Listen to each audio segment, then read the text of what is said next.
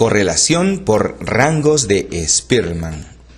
Nos encontramos en el nivel investigativo relacional. Recuerda que todos los procedimientos que se desarrollan en este nivel son de dos variables o bivariado, pero que también pueden ser aplicados en el nivel explicativo siempre que les agreguemos el componente de control.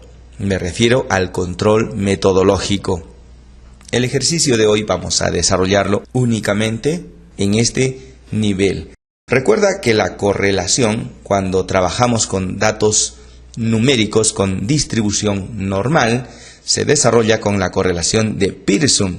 Y la correlación de Spearman no es más que la analogía o el equivalente no paramétrico de la correlación de Pearson. Además, previamente a la correlación debimos haber realizado una comparación. Y en estadística no paramétrica, la comparación de grupos la realizamos con la U de Mann-Whitney. Y cuando lo que vamos a comparar son medidas de un mismo grupo, me refiero a las medidas repetidas o a la comparación antes-después, utilizamos la prueba de Wilcoxon. Ya después de haber demostrada la correlación, entonces utilizaremos un coeficiente que se denomina Rho de Spearman. Claro que si no demostramos correlación, entonces no podemos avanzar hacia nuestro siguiente objetivo estadístico.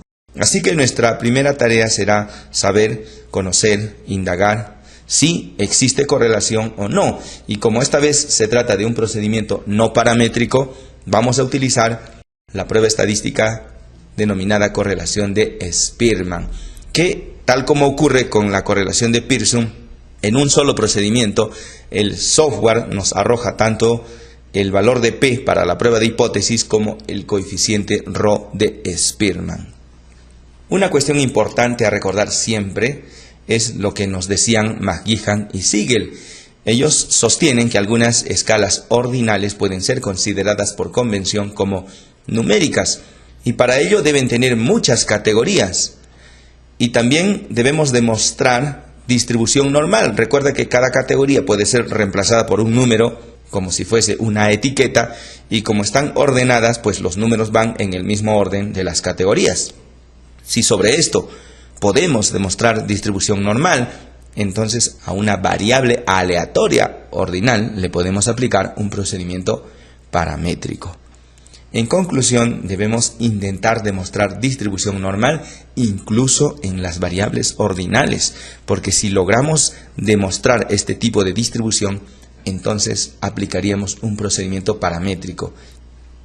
Precisamente en el ejercicio de hoy vamos a plantear dos variables, una ordinal y la otra numérica. Vamos a ver si hay distribución normal en ambas, no solo en la numérica, porque de encontrar distribución normal, entonces aplicaríamos un procedimiento paramétrico. Y en caso de que no, el equivalente no paramétrico, la correlación de Spearman. Desde el punto de vista de los gráficos, cuando trabajamos con correlaciones paramétricas, un diagrama de dispersión nos es bastante útil porque en él podemos observar una nube de puntos que nos dan idea, en primer lugar, de la existencia de correlación o de la dirección de la correlación, porque a veces la correlación es directa, es decir, que cuando uno aumenta el otro también, o a veces la correlación es inversa, cuando uno aumenta el otro disminuye. Pero cuando trabajamos con correlaciones no paramétricas, con variables ordinales como el grado académico, ya el diagrama de dispersión no nos ayuda tanto. O peor aún, cuando ambas variables son ordinales y en el diagrama no vamos a observar absolutamente nada. El día de hoy vamos a aprender a crear un nuevo tipo de gráfico que nos ayudará en este tipo de situaciones. El contraste de hipótesis pretende demostrar correlación en primer lugar y luego medir el grado de correlación. La hipótesis del investigador, como siempre, dirá que las unidades de una variable se correlacionan con las unidades de otro. Claro que si estamos hablando de variables categóricas ordinales, diremos que las categorías de una variable se correlacionan con las categorías de la otra. Y la hipótesis nula, que siempre se opone a la hipótesis H1 o hipótesis del investigador, dirá que esta correlación no existe o que no se correlacionan las variables analizadas. La prueba de hipótesis la realizamos desde el punto de vista no paramétrico con la correlación de Spearman. De encontrar correlación, entonces, y solamente entonces, haremos una medida de correlación con el coeficiente Rho de Spearman, con la tau B de Kendall o con cualquier otra medida de correlación. Vamos a desarrollar nuestra hoja de trabajo en donde nos planteamos lo siguiente. Se ha evaluado el ingreso económico anual de un grupo de personas, así como su grado académico. Aquí tenemos dos variables, la primera, ingreso económico anual, y la segunda, grado académico.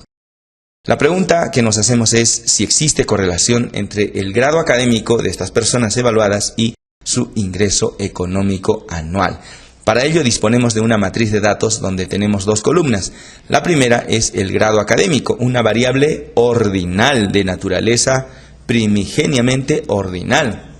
En vista de variables vamos a ver que las categorías de esta variable son sin grado académico, grado de bachiller, maestría y doctorado. Fíjate que a cada una de estas categorías les representa una etiqueta, un número. Pero esto no significa que sea una variable numérica, es una variable ordinal que en una matriz de datos la representamos por números, pero no es una variable numérica. Sin embargo, de acuerdo con la teoría de McGeehan y Siegel, si es que aquí en esta variable ordinal hay distribución normal, entonces podríamos aplicar un procedimiento paramétrico. Claro que desde ya vamos sospechando de que no vamos a encontrar distribución normal, porque son pocas las categorías. Vamos a probar si es cierto, pero desde ya creemos que no existe distribución normal. Y la otra variable, ingreso económico, está en dólares y corresponde a la cantidad económica que percibe cada persona durante un año. Esta variable sí es numérica y sí ameritaría realizar un procedimiento paramétrico. Pero para que podamos hacer una correlación paramétrica como Pearson, ambas variables tendrían que tener distribución normal y no solamente una. Entonces también tendremos que asegurarnos de ello.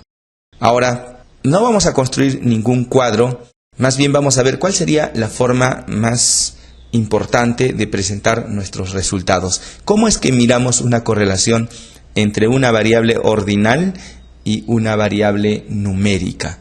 ¿Será con un diagrama de dispersión? Ya hemos visto en nuestra presentación en la parte inicial que no es así. ¿Será con unas barras de error simple? ¿O tal vez con una tabla de contingencia? Para esto vamos a irnos a nuestra matriz de datos y lo primero que vamos a hacer es reducir esta matriz a la mitad con la única finalidad de que cada participante tenga una matriz de datos distinta. Para esto nos vamos a Datos, Seleccionar casos, Muestra aleatoria, Ejemplo, exactamente 50. Y aquí yo coloco 60, pero tú colocas el número que se te asigne para este ejercicio. Continuar, eliminar casos, aceptar y ya nuestra matriz de datos tiene únicamente 50 registros. ¿Cómo miramos una correlación entre una variable ordinal y una variable numérica? Entre nuestras alternativas tenemos el diagrama de dispersión. Entonces vamos a construir un diagrama de dispersión para que podamos discernir si esto realmente es útil. Me voy a mi matriz de datos, gráficos, cuadro de diálogos antiguos, diagrama de dispersión o puntos, que es lo mismo, algunos le dicen diagrama de puntos, dispersión simple que viene seleccionado por defecto, definir en el eje Y el ingreso anual y en el eje X el grado académico. Vamos a darle a aceptar. Y en la gráfica que obtenemos en este caso, pues no se mira absolutamente nada. Como te había mostrado en la presentación, pues cuando las dos variables son numéricas, y mejor todavía si son continuas, la nube de puntos ayuda magníficamente. Pero cuando una de ellas es ordinal, o peor aún, cuando ambas son ordinales, este diagrama realmente no sirve para nada. Entonces, ¿qué debemos ejecutar? Vámonos a gráficos, cuadro de diálogos antiguos, vamos a hacer el diagrama de error o barras de error. Recuerda que hay la opción también del diagrama de cajas, lo haremos luego para que veas el resultado, pero esta vez nos vamos a ir a las barras de error. Y por defecto está en simples, definir, vamos a trasladar el ingreso anual a variable se refiere a la variable aleatoria, y en grado académico al eje de categorías, a la variable de agrupación o variable fija. Las barras representan un intervalo de confianza para la media del 95%. Lo dejamos tal como viene por defecto y luego le daremos en aceptar. Fíjate que este diagrama sí que ayuda bastante, porque en el lugar central encontramos un valor que representa a todo el grupo, que es el ingreso económico anual en dólares de las personas que no tienen grado académico, que tienen bachiller, que tienen maestría y que tienen doctorado. Incluso podemos ver también la variabilidad que existe en cada uno de estos grupos. Ojo que no estamos comparando, queremos saber si existe una correlación. Algo así como a mayor grado académico, mayor ingreso anual en dólares. O tal vez al revés. A mayor grado académico, menor ingreso en dólares. En primera instancia queremos saber si hay correlación o no. Después veremos si esta correlación es directa, es inversa y finalmente cuál es la magnitud de esta correlación en caso de que exista. Desde ya vamos viendo que no hay una correlación porque no hay una tendencia a aumentar a medida que aumenta el grado académico. El diagrama que nos permite visualizar esto con mucha mayor eficiencia que un diagrama de dispersión, que en este caso no sirve para nada, es las barras de error. La vamos a marcar. Y para hacer una comparación con los diagramas de cajas y bigotes, que tampoco sirven para nada en este caso, sería en gráficos, cuadro de diálogos antiguos, diagrama de cajas y bigotes, definir, trasladamos el ingreso anual a variable aleatoria y grado académico a categorías o variable fija. Aceptar, y ya ves que este diagrama de caja y bigotes tampoco resulta interesante porque encima hay valores que están fuera de la distribución, outliers los denominamos, entonces nos quedamos con nuestras barras de error. Y vamos a plantear nuestra hipótesis. La hipótesis del investigador indica que existe correlación. La hipótesis nace de la pregunta de investigación y claro, puede ser redactado de distintas formas, siempre que el contexto sea el mismo, siempre que represente lo mismo. Entonces podemos plantear la siguiente hipótesis H1, hipótesis del investigador. Existe correlación entre el grado académico y el ingreso económico. Y la hipótesis nula, que siempre se opone a la hipótesis H1, dirá que no existe tal correlación. Entonces simplemente le agregamos la palabra no. El nivel de significancia 5%, que en cifras decimales es 0,05. Y vamos a desarrollar el estadístico de prueba. ¿Con quién desarrollamos la prueba estadística? Y claro, como el ejercicio se llama correlación de Spearman, no podría ser de otra manera. Aunque luego veremos la diferencia con las alternativas que tenemos. Para esto, y saber cuál es el valor de P, nos vamos a la matriz, vamos a analizar, pruebas no paramétricas, cuadro de diálogos antiguos, KS de una muestra. Vamos a demostrar previamente si es que hay o no hay normalidad. Recuerda lo que decía McGeehan y Seagal. Por eso es que no importa que una de estas variables sea ordinal. De todas maneras, vamos a ir a ver si es que tiene distribución normal. Hacemos un clic y vamos a trasladar ambas variables. Por defecto, la comparación o el contraste es con la distribución normal. Aceptar. Y recuerda que si el valor de P es menor al nivel de significancia, y el nivel de significancia habitualmente es 5%, entonces nos quedamos con H1. Pero cuando el P valor es mayor al nivel de significancia, nos quedamos con H0. H1 siempre es una hipótesis de diferencias. Y en Kolmogorov-Smirnov, H1 dice que la distribución de la variable con la que estamos trabajando es distinta a la distribución normal. Dicho de otro modo, no tiene distribución normal. Y en este caso, ambas variables, tanto la numérica como la ordinal, tienen un p-valor por debajo de 0,05, que es el nivel convencional con el que habitualmente trabajamos. Por lo tanto, llegaremos a la conclusión de que ni el grado académico ni el ingreso anual tienen distribución normal. No podríamos aplicar un procedimiento paramétrico. Tendrían que cumplir ambas la distribución normal para poder realizarlo.